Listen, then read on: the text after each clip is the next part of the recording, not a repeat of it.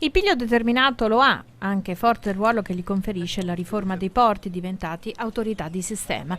Pino Musolino è il nuovo presidente del porto di Venezia Chioggia, che lui definisce Porto Veneto. Sgombera il campo da anni di polemiche, dichiarando di voler applicare il metodo della condivisione nelle scelte, ricucire il rapporto con i veneziani, che devono essere orgogliosi del loro porto, non guardarlo con diffidenza.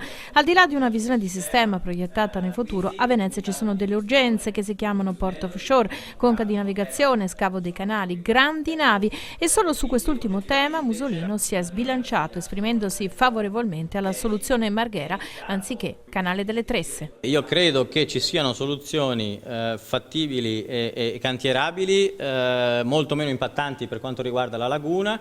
Io sono un veneziano nato e cresciuto alla Giudecca, la laguna è uno di famiglia per tutti i veneziani e quindi prima di andare a toccare pesantemente, no, uno di famiglia, cercheremo di esaurire qualsiasi soluzione tecnica che vada nella direzione opposta, insomma.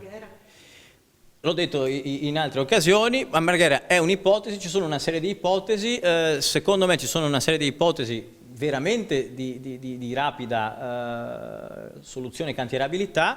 Dobbiamo andare, come dicevo anche ieri, a pensare un po' fuori dalla scatola, no? Einstein diceva: cercare di fare costantemente la stessa cosa e ottenere risultati diversi è l'esatta sintesi della follia. Allora noi dobbiamo andare a cercare di fare cose diverse, a modificare i fattori, a cambiare l'ordine delle cose, perché altrimenti ci incartiamo sempre negli stessi discorsi di questi 5 anni, e invece di portare il Clini-Passera all'asilo, perché adesso ha 5 anni, lo porteremo all'università, e questo non è pensabile, non è accettabile, non è possibile. Noi dobbiamo calmarci un attimino, tornare indietro di un passo, comporre le varie istanze facendo singolarmente un passo indietro tutti per farne collettivamente 3 avanti come città e come porto. Il fatto di essere un presidente tecnico secondo lei l'aiuterà in queste soluzioni condivise?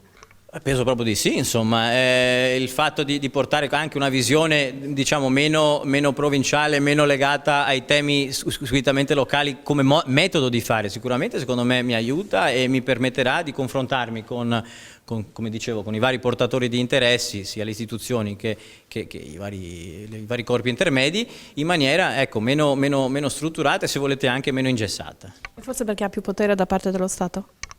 Beh, voglio dire, i poteri dei nuovi presidenti, che appunto ne abbiano detto in qualche modo i critici, sono poteri importanti, sono poteri operativi molto più marcati di quanto non fosse in precedenza, insomma, chiaro, rispondendo a una logica che è una logica coordinata nazionale.